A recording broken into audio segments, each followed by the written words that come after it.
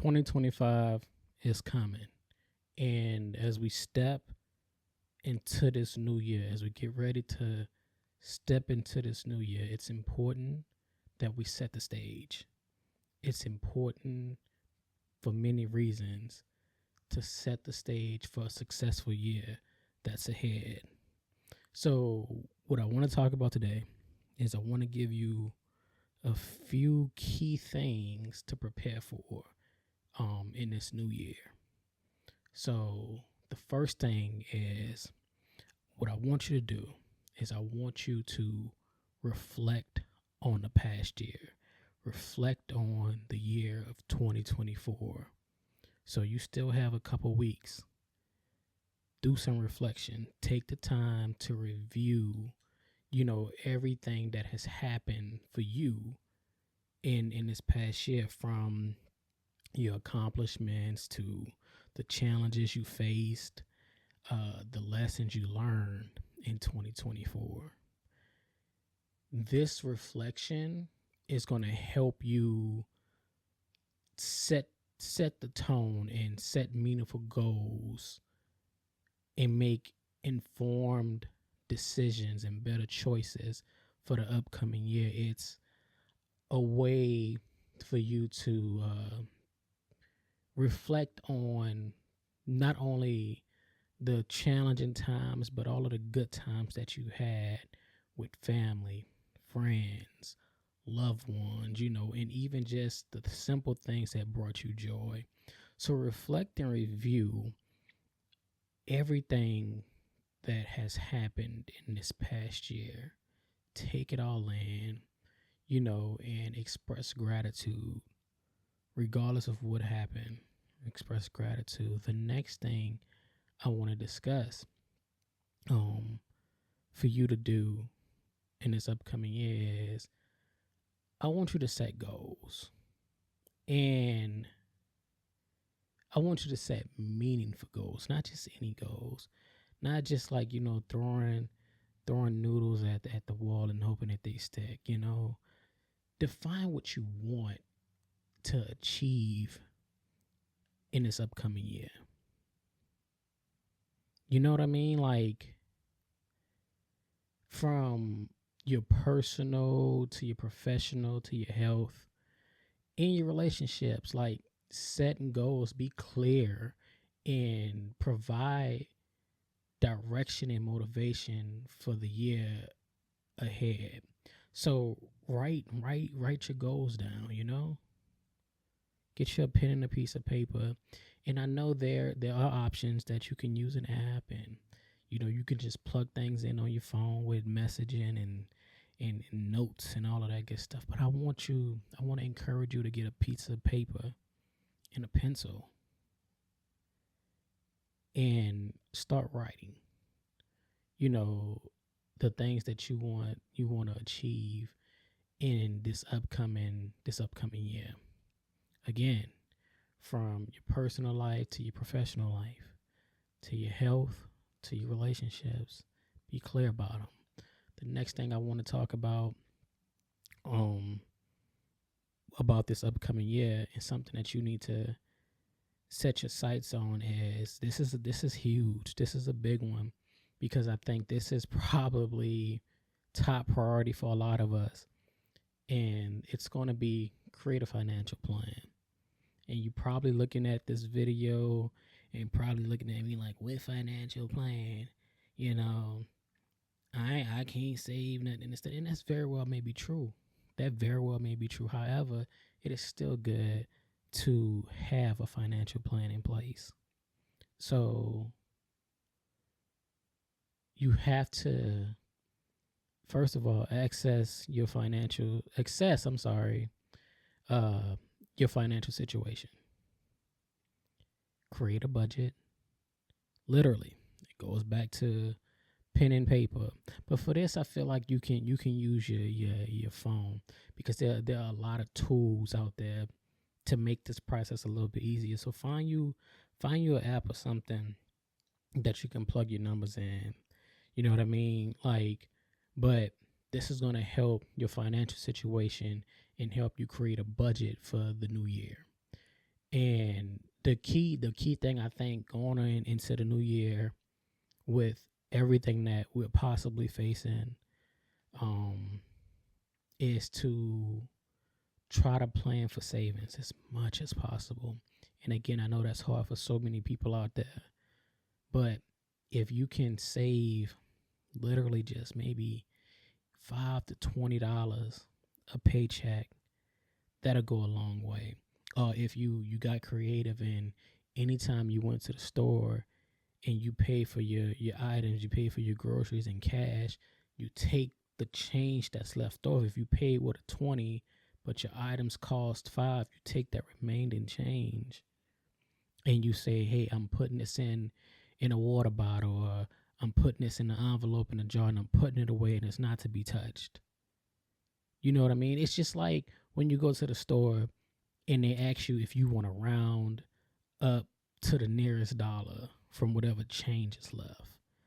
Instead of doing that for these big corporations and at these grocery stores, do it for yourself. Do it for yourself, you know. So plan for savings, if possible, investments. And that looks different for everybody. Everybody doesn't want to invest in certain things, and that's fine. That's fine. But it's just an option. Investments and expenses. And that way uh you can ensure your financial stability and growth. Emergencies happen. So it's good to start saving, because let's say you start to save in January and the goal is to make it to the end of the year. However, if something comes up halfway through the year, mid-year, you have a little something to put towards, any emergency expense that may come up. So keep that in mind. Plan financially this year. Do a better job with budgeting. What you do have. The next thing I want to touch on is declutter. Declutter and organize. That may sound so simple and so easy. It's such a cliche. However, for some people, it's not. Because we deal with our mental health. So sometimes not cleaning up is not really uh, an option. Cleaning up is not really. I'm not gonna say it's not an option, but you get what I'm saying. Like sometimes we live in it for far too long. So I want you to declutter and organize, and that's something again you can start now. You don't have to wait until the top of the year. But not only do you want to declutter and organize, you want to stay decluttered and organized throughout the year.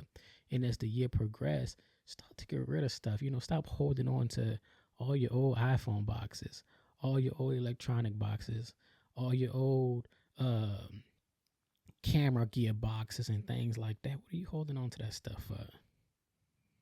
So start the year with a clean slate. Start the year clean, organized, a fresh space that's decluttered.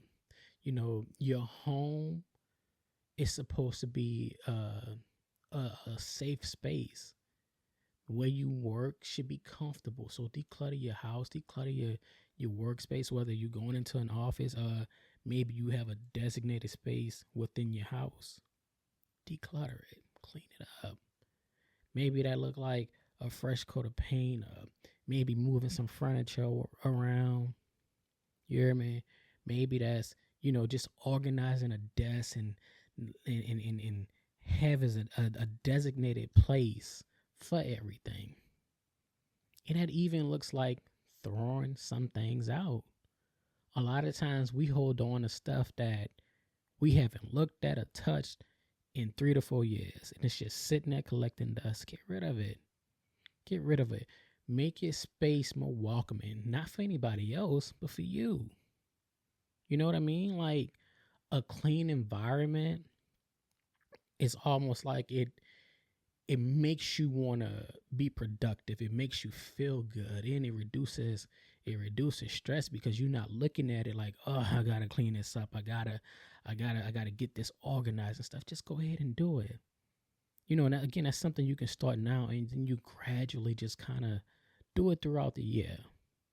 And that's going to look different for everybody, but do what works for you. The next thing I want to talk about is I want to talk about updating your skill set. Again, this is going to look different for everybody. This can look like, you finally applying for to go back to school, whether that's college or trade school. Identify the areas that you can improve in. Learn a new skill. And this can be anything. This can be taking up pottery, going to paint classes, learning piano. Things that you may have wanted to do for a long time, but for whatever reason, you just either never got around to it or you didn't have the courage to go and get it done. This is the time for that. This is the time. Start your garden, learn how to, build a fence. I don't know. Enroll in courses, whether that be online or in person. It can be somebody's course on, how to brand yourself or how to build a social media platform. Just enroll in the course. It can be something fun. It doesn't have to be anything necessarily serious, something that you would enjoy. Read more books this year. um attend workshops and things like that. Get more involved in the community. And all of this is to enhance your knowledge. All of this is for you to stay competitive in whatever field you in, or whatever goals you have for yourself. It's not necessarily to stay competitive just in your field, but stay competitive with yourself. It's cool to learn new tricks. Maybe keeping a plan alive should be the goal. You have a plan January, and the goal is to keep it alive into December of 2025. You know what I mean? But learn a new skill. You know what I mean? It's you never too old to learn something new. It's never too late to learn something new. So keep that in mind and stay encouraged with that, because I know, unfamiliar territory when learning new things can be a little challenging, a little scary. But stay encouraged nonetheless. The next thing is this is again one of those that's high up there, like 1 and 2, and if it's me, I'm saying it's 1. Prioritize health and wellness. You have to take care of yourself. And again, this is such a cliche, and I always speak on health and wellness in a lot of my videos because it's a journey that I'm on. So I want you to make the commitment to prioritize your physical and your mental. Your physical and mental health is really all you got.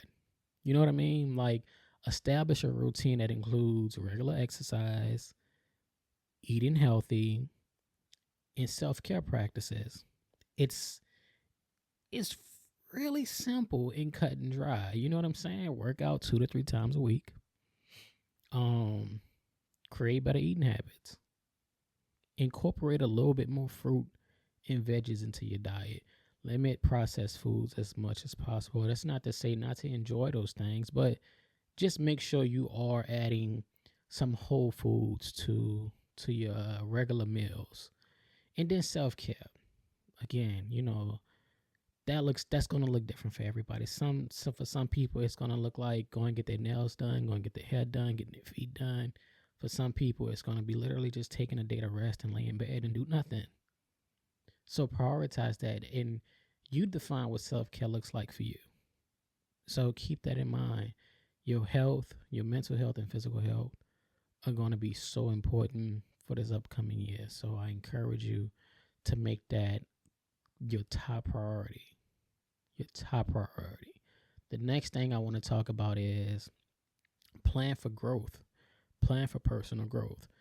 You don't want to look up and in 2025, this time next year, and be in the same place in the same position, right? That's always something I think about every year. It's like, man, like, I don't want to be in this position this time next year. So you have to plan, right? You can't just wing it and just say, I'm going to go with the flow. No, set aside time for personal development, activities, things that kind of keep you going. And that could be anything such as reading, journaling, meditation, prayer, if that's your thing, or even like just pursuing hobbies, new hobbies, rekindling old hobbies that you kind of forgot about and pushed to the side. But your personal growth matters. And it's personal for a reason, because no one can do that for you. That's something you're going to have to make a decision and put forth the effort. Personal growth contributes to our overall happiness, fulfillment, and well-being. So rekindle an old hobby or find a new one. Whatever it is, man, just make sure you're taking care of yourself. Make sure you are prioritizing you. And remember that you're not too young or too old to do any of this. So get ready, because 2025 is coming, and you can make 2025 your best year by simply preparing with these essential steps that I just provided. So with that being said, I appreciate you for tuning in to another episode of A Quick Little Word Podcast. Be sure to check the descriptions for all of the merch, all of the branding. Be sure to check out Facients.com. You can get things like the hat that I'm currently wearing. And until next time, peace, love, and happiness.